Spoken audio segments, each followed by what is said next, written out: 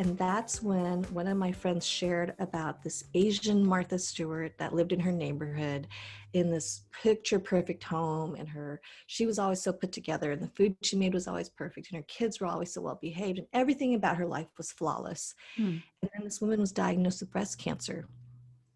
Not a believer, and naturally everyone who found out wanted to help. And she just pushed everyone away and said, no, I'll be fine. I'll take care of it. I don't need any help. And then my friend tragically shared that this woman ended up taking her own life. She could not hold her perfect world together and did not know how to receive. And just all the treatment just took her down such a deep, dark path. And she left behind her husband and 2 kids. So this was shared with me in a food court here in Southern California. We would meet in a food court, and it was almost like one of those scenes in the movie where everything freezes, but I really sensed God had my full attention. And it was one of those moments where it was like I impressed on my heart. The Lord was like, you don't even know this woman, Viv, but you're just like her. Wow. You like being the strong one. You like being the one to help, but you have a really hard time receiving. And I just kind of nodded, and I promised the Lord in that food court, God, if anything like this ever happens, I purpose right here, right now, I will let people in. Wow. And so that was 3 months before the diagnosis came. And again, it was just like realizing the kindness of the Lord to have prepared my heart to surrender, and then to prepare my heart to receive. Yeah.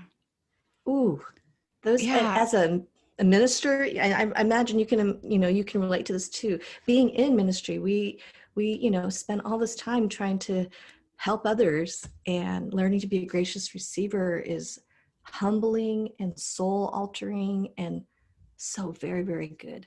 Oh yeah. I mean, we want to be the friends lowering our friend down on the mat. We don't want to be on the mat, right? We want to be the ones cutting the hole in the roof, rescuing our friends, bringing them to Jesus.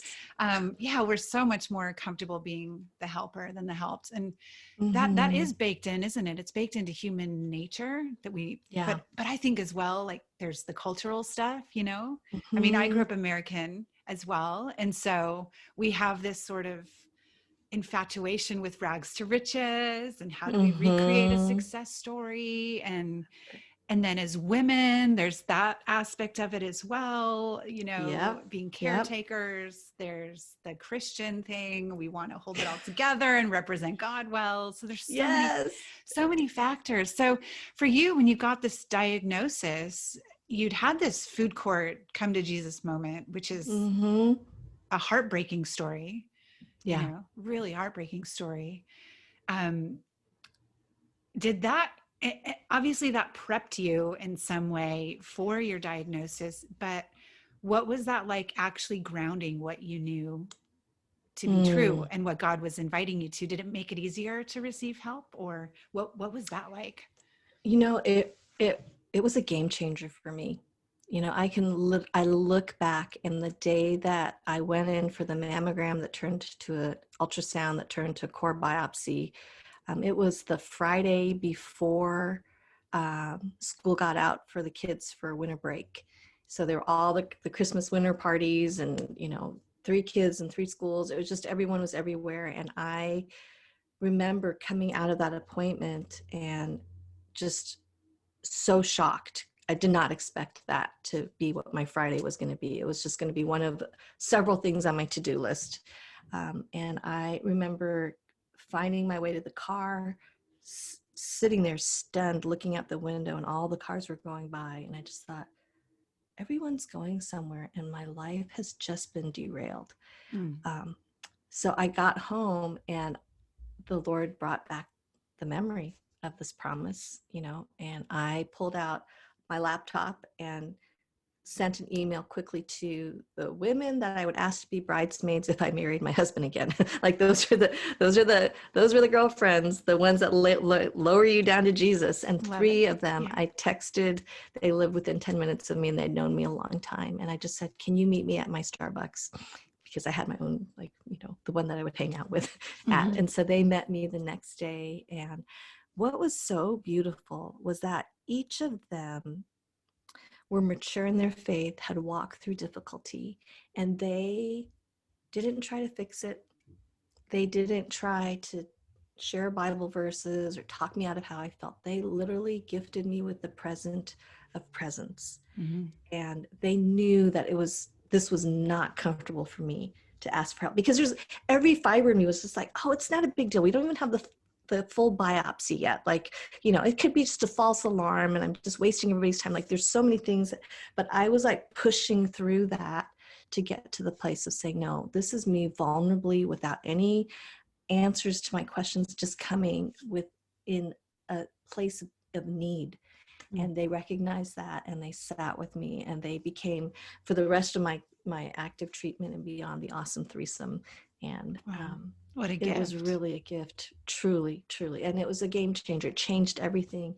And they were the ones that were able to help navigate all of the terrain, because they were able to shoulder some more of the difficulties. So it wasn't just on my husband, and it wasn't just on, it was like a shared burden that helped make space to be able to walk through all of the treatment.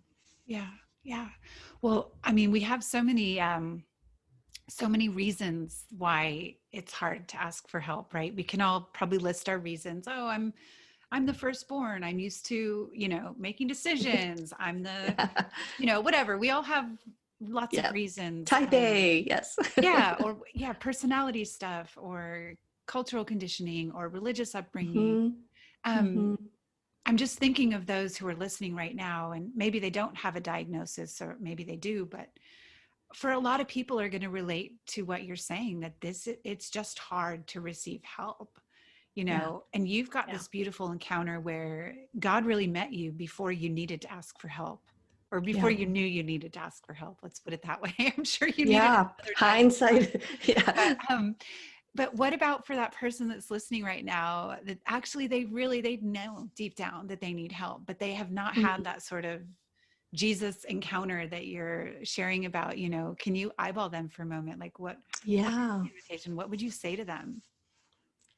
Well, I would say that we know, reading the Bible, that God's intent always was that we would do Christian life in community. And I think that word gets thrown around quite a bit, but it truly is how God designed it. And for me, I realized that, again, hindsight is 2020, but looking back, I realized that this whole trial really transformed the way that I read the Bible even. So something as familiar as Hebrews 12:1-2, where it says, therefore, since we have so great a cloud of witnesses surrounding us, let us also lay aside the sin which so easily entangles us, fixing our eyes on Jesus. All of that was very familiar, taught Bible studies on it, memorized it. But after this experience with taken so low and needing the help, I realized those verses penned by the author of Hebrews says, therefore, since we have so great a cloud of witnesses surrounding us, let us also run with endurance the race that is set before us, fixing our eyes on Jesus, the author and perfecter of our faith. So it's we, us, us. And that would be my message to the ones who are struggling and deciding for people, that they don't want to burden anybody. And it's so natural. And honestly, for me, it was my pride. I just didn't want to, and culturally, didn't want to be a burden. There's a Japanese word, shogunai. It cannot be helped, which is kind of the sense that you just have to push through the hard times. And it's kind of a self-sufficiency, like pull yourself up by the bootstraps sense. And that's not what God intended. God really intended us to be living in community, bearing one another's burdens, walking side by side, being those people that tear open the roof, that picture that you so beautifully portrayed, that's really the Christian life. That's what we were intended for, and we're designed for, hardwired for. So community isn't just eating pound cake after church on a Sunday with some coffee. It's really like life on life, and the messy and the wonderful. Yeah. Well, and it sounds like you had that in place before. You had the awesome threesome Is that what you called them? Your Yeah, friends? I call Yeah. yes, yeah. So cute. What about for the person that just doesn't feel they have that network or that Mm, support or those open arms to walk into? What do you say to yeah. them?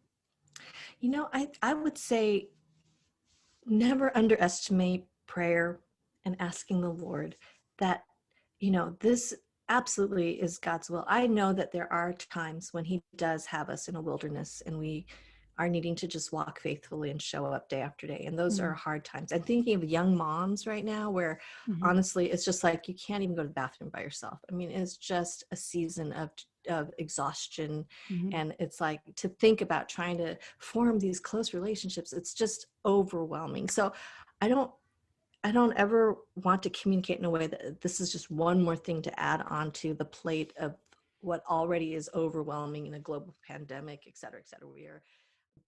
I would say, however, that prayer and intentionality